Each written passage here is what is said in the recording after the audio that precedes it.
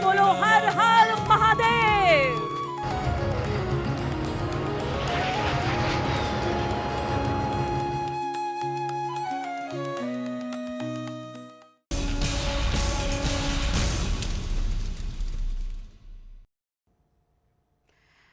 आज का दिन यानी कि 11 मई भारत की आध्यात्मिक और सामरिक दोनों ही शक्तियों के लिहाज से बेहद खास है। 11 मई 1951 को गुजरात के सौराष्ट्र में स्थित प्रथम ज्योतिर्लिंग सोमनाथ के मौजूदा स्वरूप की प्राण प्रतिष्ठा की गई थी और आज इस ऐतिहासिक और आध्यात्मिक दिन की 75वीं वर्षगांठ है।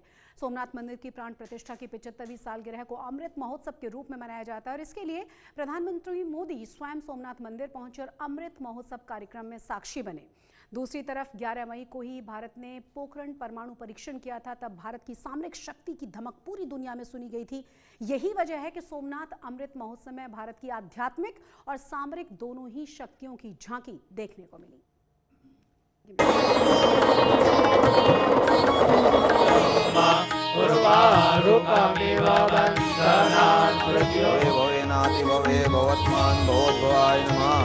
वामदेवाय नमो देवाय इसी ध्वजारोहण के साथ फिर से एक बार जय जयकार करते हुए बोलो हर हर महादेव। भगवान सोमनाथ की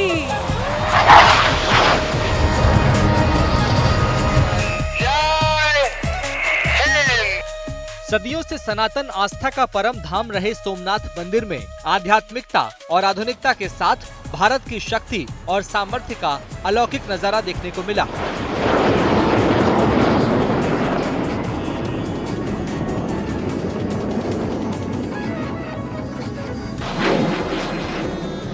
सोमनाथ मंदिर के आधुनिक स्वरूप के निर्माण और प्राण प्रतिष्ठा की गौरवशाली 75वीं वर्षगांठ के दिव्य अवसर पर प्रधानमंत्री नरेंद्र मोदी स्वयं सोमनाथ मंदिर पहुंचे और विशेष महापूजा में शामिल होकर उसके साक्षी बने। नमो ज्येष्ठाय नमः, श्रेष्ठाय नमः, रुद्राय नमः। इस अमृत महोत्सव कार्यक्रम ने सोमनाथ की आध्यात्मिक और ऐतिहासिक ऊर्जा को एक बार फिर जीवंत कर दिया। इस मौके पर पीएम मोदी ने अनेक आक्रांताओं के दुष्चक्र का कई बार शिकार हुए सोमनाथ मंदिर की महिमा और महात्म्य का जिक्र किया।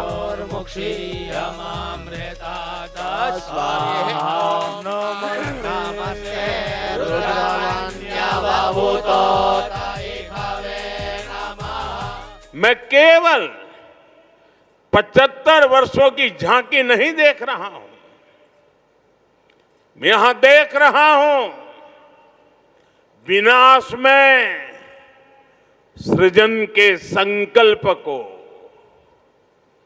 जिसे सोमनाथ ने चरितार्थ किया है। मैं यहां देख रहा हूं असत्य पर सत्य की विजय को, जिसे प्रभास पाटन ने बार बार जिया है।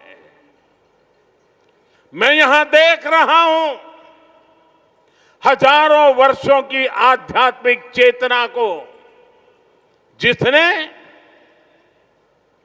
मानव मात्र के कल्याण की सीख समूचे विश्व को दी है। मैं यहां देख रहा हूं भारत के उस अविनाशी स्वरूप को,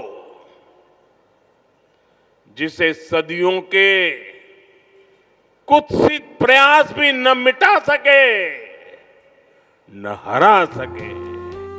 सोमनाथ मंदिर के पावन पुनरुद्धार की 75वीं सालगिरह के भव्य दिव्य कार्यक्रम में सबसे विशेष रहा मंदिर का कुंभाभिषेक, जो मंदिर की प्राण प्रतिष्ठा और ध्वजारोहण की रीतियों का प्रतीक है। वैदिक मंत्रों की अलौकिक गूंज के बीच 11 तीर्थ स्थलों से लाए गए 11,000 लीटर पवित्र जल को मंदिर के शिखर पर अर्पित किया गया।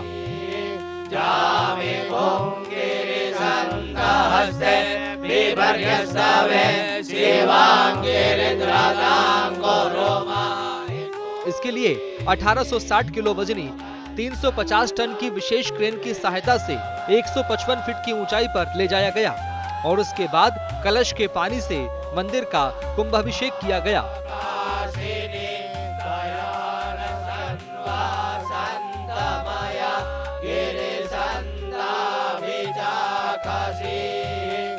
मान्यता है कि कुंभाभिषेक के पावन अवसर पर मंदिर में उपस्थित रहने से विशेष पुण्य की प्राप्ति होती है। माना जाता है कि इस समय मंदिर की दिव्य शक्तियां और ज्यादा सक्रिय हो जाती हैं। कुंभाभिषेक के बाद भारतीय सेना के चेतक हेलीकॉप्टर से मंदिर पर पुष्प की वर्षा की गई।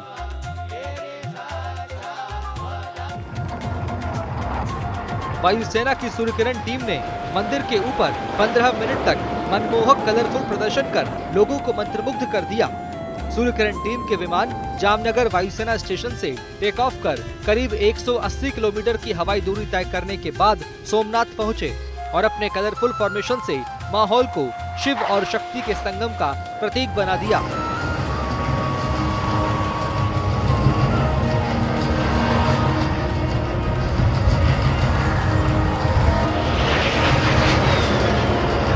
महादेव का ये साक्षात्कार,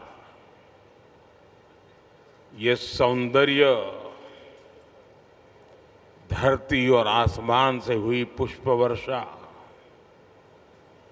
भगवा ध्वजों की ये आभा, कला, संगीत और नृत्य की अद्भुत प्रस्तुतियां, वेद मंत्रों का उच्चार, गर्भगृह में हो रहा शिव पंचाक्षरी का अखंड पाठ और इस सब के साथ साथ सागर की लहरों का जयघोष, ऐसा लग रहा है जैसे ये सृष्टि एक साथ बोल रही है, जय सोमनाथ। सूर्य किरण टीम का कलरफुल एयर शो खत्म होने के बाद पीएम मोदी सोमनाथ ट्रस्ट के संग्रहालय पहुंचे, जहां मंदिर के पुराने अवशेषों के साथ अनेक स्मृतियां मौजूद हैं। इस अवसर पर गुजरात के मुख्यमंत्री भूपेंद्र पटेल ने पीएम मोदी का सेरेमोनियल पगड़ी और खेस के साथ स्वागत किया। सीएम भूपेंद्र पटेल ने पीएम मोदी को सोमनाथ मंदिर की एक फ्रेम की हुई तस्वीर भी भेंट की। इस दौरान पीएम मोदी ने डाक टिकट भी जारी किया।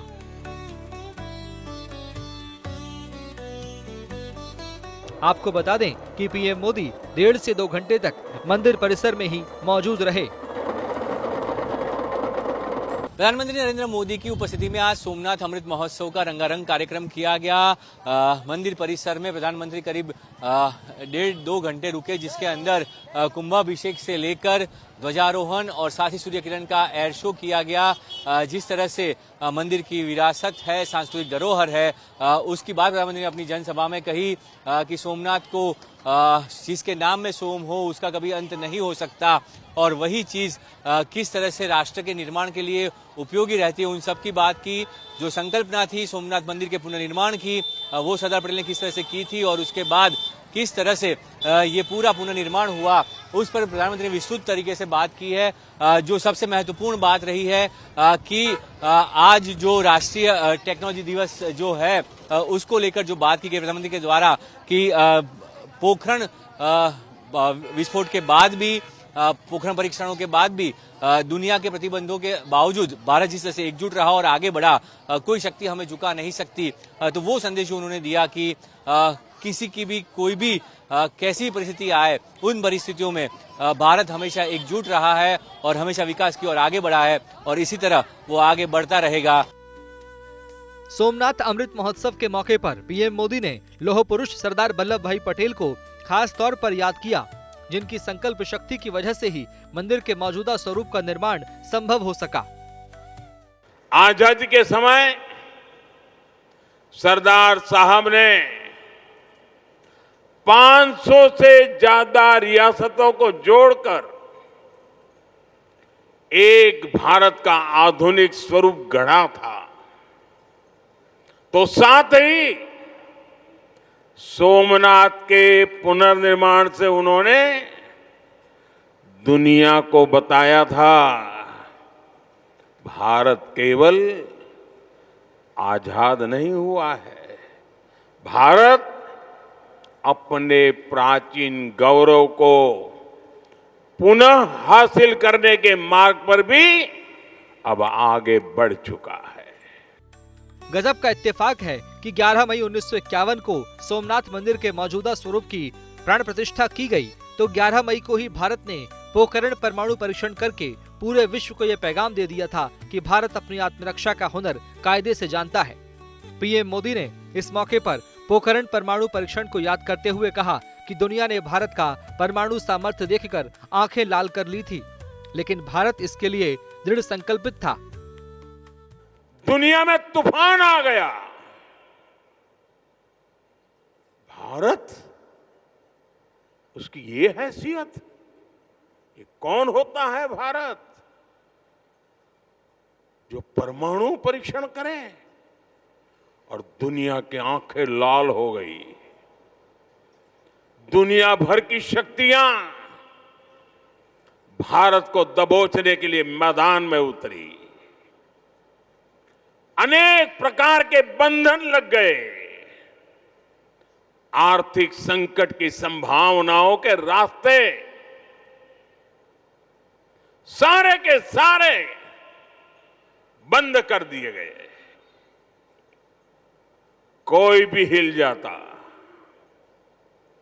जब दुनिया भर की बड़ी बड़ी शक्तियां इतना बड़ा आक्रमण कर दें,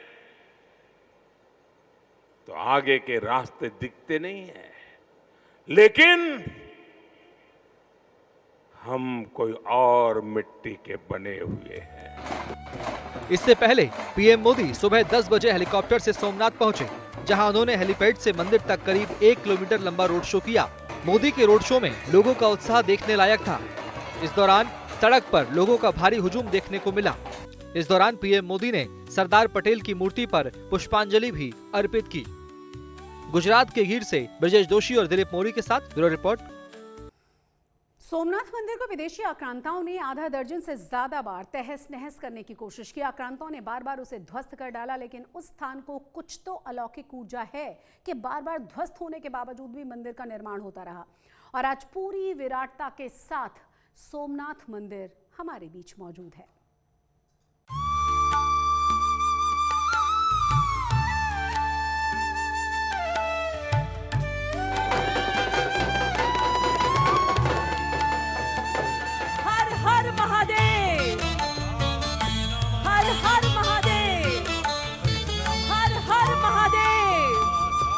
सौराष्ट्र में गीर जिले के प्रभास पाटन में अरब सागर के तट पर स्थित अनादि मंदिर सोमनाथ, जब से धरती का अस्तित्व है, जब से मानवता का वजूद है, तब से इस अद्भुत अलौकिक महिमामय मंदिर का उल्लेख मिलता है। दुनिया के प्राचीनतम स्क्रिप्चर माने जाने वाले ऋग्वेद से लेकर महाभारत, शिव पुराण और स्कंद पुराण तक में सोमनाथ की महिमा का उल्लेख है। 12 ज्योतिर्लिंगों में से प्रथम ज्योतिर्लिंग सोमनाथ का महात्म्य ऐसा कि आमतौर पर वाचाल और उत्ताल रहने वाली अरब सागर की लहरें इस मंदिर के पास शरणागति की मुद्रा में शांत हो जाती हैं।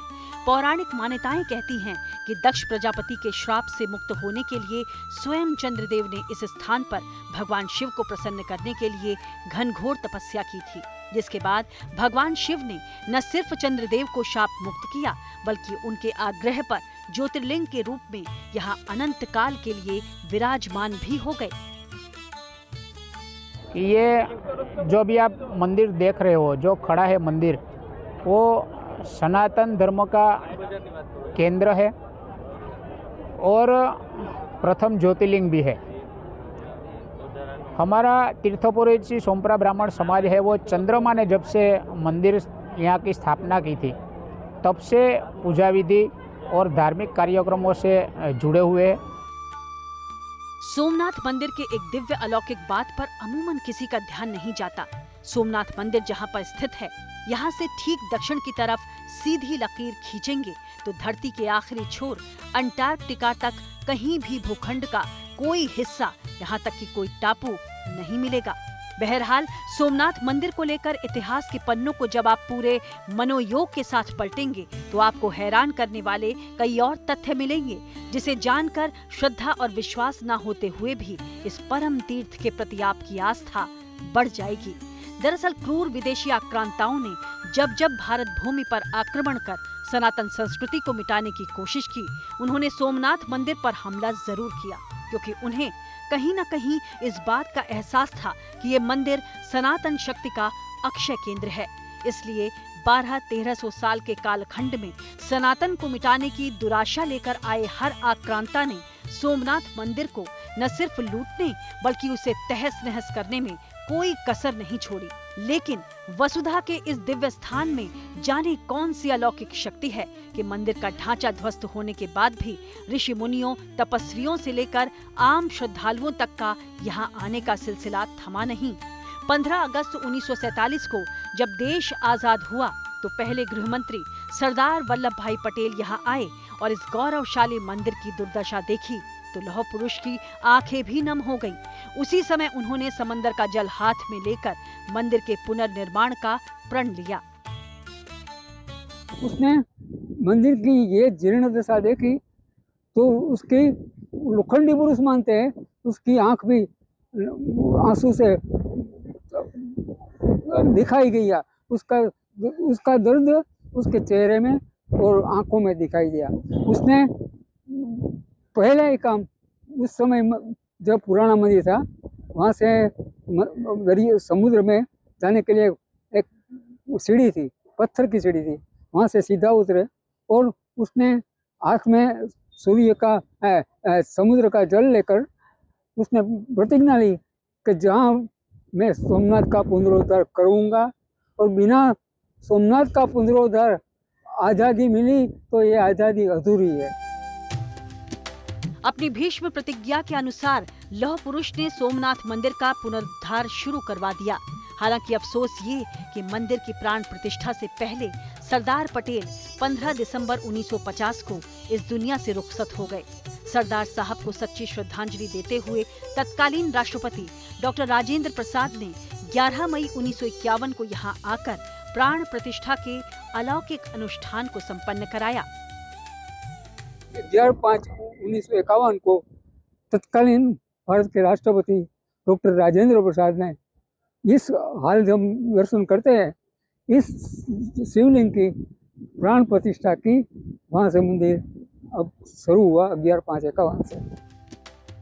मंदिर का मौजूदा स्वरूप बेशक सरदार पटेल की फौलादी इच्छा शक्ति और अदम्य साहस का परिणाम है, लेकिन पिछले 1200-1300 सालों के कालखंड में सरदार पटेल की तरह और भी कई महापुरुष हुए हैं जिन्होंने आक्रांताओं के द्वारा ध्वस्त किए जाने के बाद इसी स्थान पर मंदिर का पुनर्निर्माण कराया। 8वीं शताब्दी से लेकर क्रूर मुगल शासक औरंगजेब के समय तक कम से कम 6 बार मंदिर के ढांचे को तहस नहस किया गया, पर हर बार सरदार पटेल जैसे सनातन के मसीहा ने आगे बढ़कर मंदिर के पुनरुद्धार का बीड़ा उठाया। सबसे पहले इस मंदिर पर 725 ईस्वी में सिंध के सूबेदार अल जुनैद ने धावा बोलकर इसे तहस नहस कर दिया। उसके बाद गजनी के बददिमाग आक्रांता महमूद गजनवी ने 1024 ईस्वी में सोमनाथ मंदिर को ध्वस्त किया। खिलजी वंश के दरिंदे अलाउद्दीन खिलजी ने 1297 ईस्वी में एक बार फिर इस अनादि मंदिर को जमींदोज कर दिया। खिलजी के बाद गुजरात के सुल्तान मुजफ्फर शाह ने 1395 ईस्वी में इस मंदिर को मटियामेट करने की कोशिश की। वहीं मुगल वंश के औरंगजेब की तो इस मंदिर से खास अदावत थी, इसलिए औरंगजेब ने पहले 1665 ईस्वी में और फिर अपने मरने से 1 साल पहले 1706 ईस्वी में इस मंदिर को तोड़ डाला।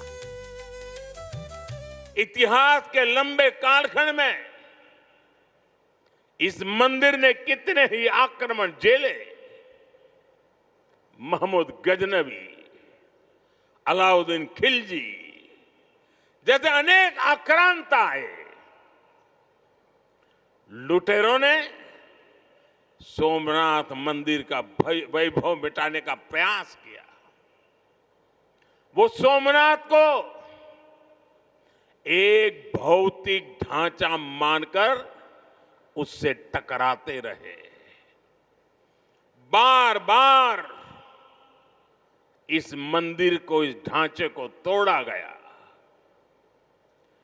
और ये बार बार बनता रहा, हर बार उठ खड़ा होता रहा, क्योंकि तोड़ने वालों को मालूम नहीं था हमारे राष्ट्र का वैचारिक सामर्थ्य क्या है।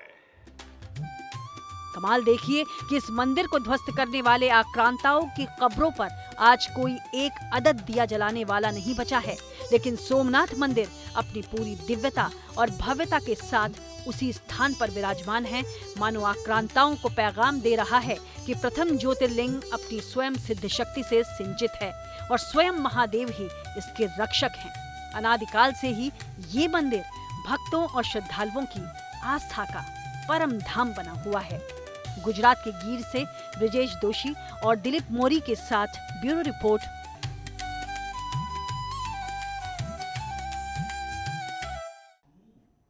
आज तक गुजरात में आज के लिए बस इतना ही, लेकिन देश और दुनिया की तमाम बड़ी और अहम खबरों के लिए आप देखते रहिए आज तक।